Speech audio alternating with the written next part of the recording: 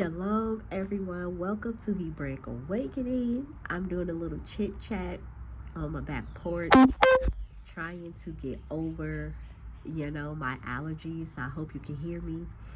Okay. Um, I first want to start off positive. I am so proud of our mental wellness challenge and the women that have committed themselves to being mentally well. And I'm also proud of the men that have joined and they have their own challenge, and that we are not just, talking about Torah. We are really trying to walk this thing out. Okay. So I am so proud. And this is what has helped me to understand when I see men and women doing things that are not rational. Like, it doesn't even make any rational sense. So let's talk about last night.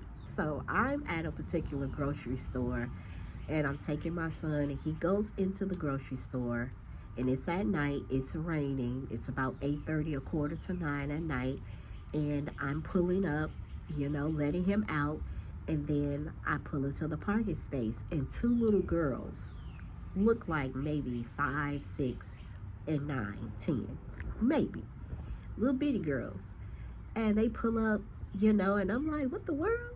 And I let down my window, and they asking me, do I want to buy some candy? Now, mind you, it's raining, it's at night, and I'm looking around for their mother, and I'm looking at the candy box, and there ain't hardly nothing in there, and I'm like, well, baby, I don't need any candy, I'm so sorry.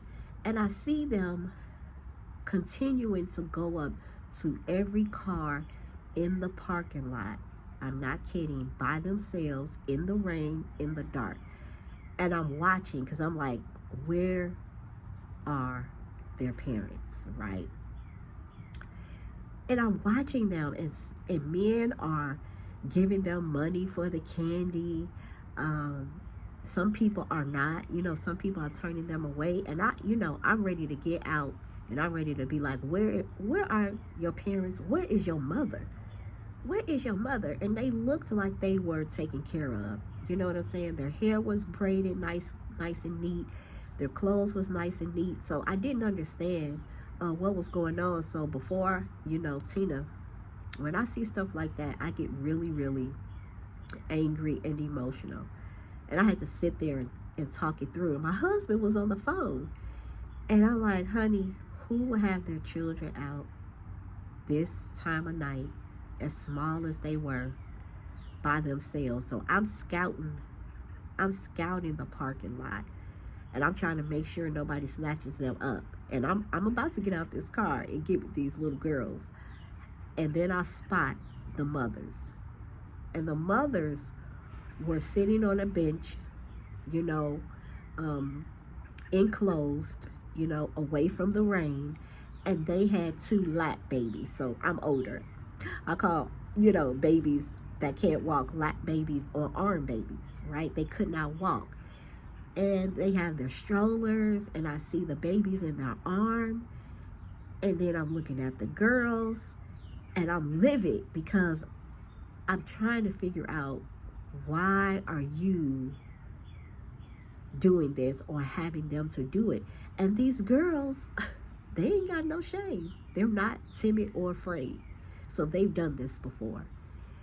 And I was so angry, and I was like, I can't get out this car, because what I'm going to say, is not going to line up with what I probably need to say. And prior to this, y'all, I had just went off on this young man that tried to rob my son. Honey, I got out that car. Baby, I read him his rights, and show you how much of a punk he is. I read him his rights, and I started reading the rights of all the men that was around there. It was a whole TikTok moment. And I read all the men for filth, and I usually don't do that. But my son is handicapped. He walks with a cane, and it's very noticeable that he's handicapped. And how are you going to rob him? But it ended up being somebody that he knows that owes him money. And I'm like, or, my son owes the person money, right? And I'm like, however, that's not how you handle that. And you, little punk, want to rob or force a guy with a cane, and you could have just handled this a different way. And I went off on him, and his little girlfriend was sitting in the car looking. I mean, everybody was surprised, and everybody kept going. And I was like, if I had a bat in the car, that little boy would have got that work. I'm from Chicago, if you didn't know. I ain't never scared. However, that happened a couple of weeks ago. And then this incident with the young girls and the mamas, and I said, I can't have two incidents where I'm going off on people in the streets. You know, I'm for justice. I'm for righteousness. But I can't continue this pattern. And so my husband was like, well, maybe they got evicted. You know, we trying to figure it out, right? And when I got home, I said, I'm not going to do nothing, because this is how they roll. And I'll be the one to get their children taken away from them. So let me go home. And when I got home, I sat and thought about it. And I thought about my life, my personal life, and when I was a single mother, and some of the things that I did that I believe were not healthy. It was not righteous. I put my children, you know, in harm's way when I think about some of the incidents, you know, arguing and things of that nature. I was in a very violent relationship, so everybody could have got hurt, you know. And so I was like, okay, put myself in their shoes. Now, still, what they did was not right. However, you have to be mentally unhealthy to make that type of decision, to put your children out there to work, to bring you money, right? And I really mean that, because they were going back to the mom, you know, and the moms were giving them more candy when they ran out, and they kept pushing them out. And I left the store about 9, and they were still out there. And I was like, you know, somebody white gonna call on y'all and get you in trouble, but I'm not gonna be that one. I'm gonna go home and pray. And at that moment, I just felt, you know, really helpless, because I'm like, I can't really help them. You know, after I chastise them, I want to help them. And I don't think they wanted that type of help. I honestly think this is just a hustle for them. Because when I drove past them, they couldn't even look me in my face, and I'm staring. Please look at me. And I'm like, what kind of mindset do you have to put your children in harm's way? Anybody could have snatched them girls and drove off. They wouldn't have been able to run after that car. They had lap babies, you know. And ain't no telling what their home life is like. And this is why I advocate for our mental wellness. A lot of us in faith-based communities are not mentally well, and we make decisions, even with going to church, the synagogue, your assembly, your congregation, your temple, and you go there faithfully and still make the craziest decisions known to man. And you realize that you can't stop making these decisions because you don't know how not to, right?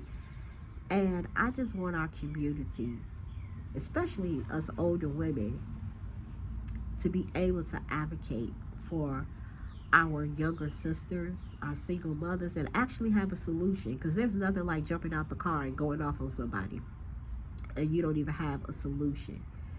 And so I said, next time that I see something like that happen, I'm going to have solutions. I'm going to have, you know, shelters. I'm going to have, you know, assistant hotlines for your utility assistant, your rent assistant. And again, some of these women already know this. It may just be a hustle, but when I chastise you, I'm going to make sure I have some type of help for you. I have a food pantry, honey. If it's food, I can get you some groceries. If it's clothes, I can go to that thrift store, honey, and get you some nice clothes. Let me help you. But this right here, what you're doing, is not it. So I said, the next time something like that happens, and it will, I'm going to be prepared, because I don't ever want to jump out the car and go off and chastise people and don't have a solution, you know. And that's part of the problem where sometimes our elders are chastising, us, as they should, but they don't really have a solution for our behaviors. You just can't beat it out of you. Your grandma beat the demon out of you. You can't always just beat the demon out of people. There's a whole shift in our mind, or renewing of our mind, and it starts with our mental health. So, if you need a safe community, both men and women, where it's judgment free, we are doing things to help get our mental health in line with the Most High. And even if you're not spiritual and you come across this video, my husband and I, we don't allow us to discuss heavily our spirituality. And what do I mean by that? We hide behind it. We hide behind Bible verses, can quote you up and down, and don't know what it means and cannot apply it. So it's not that we don't talk about our faith. That is for your Sunday worship, your Shabbats, your temple worship, whatever. That's for you on your own private journey with your Creator to do. You can talk about it, but that's not the central thing, because we have Sunday school, we have Shabbat, we have Midrash, we have Bible study, we have all of those things.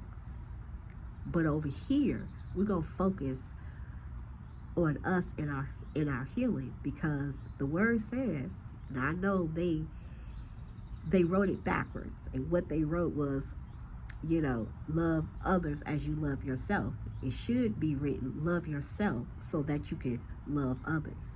Because a lot of us is out here giving all type of psychopathic, toxic love.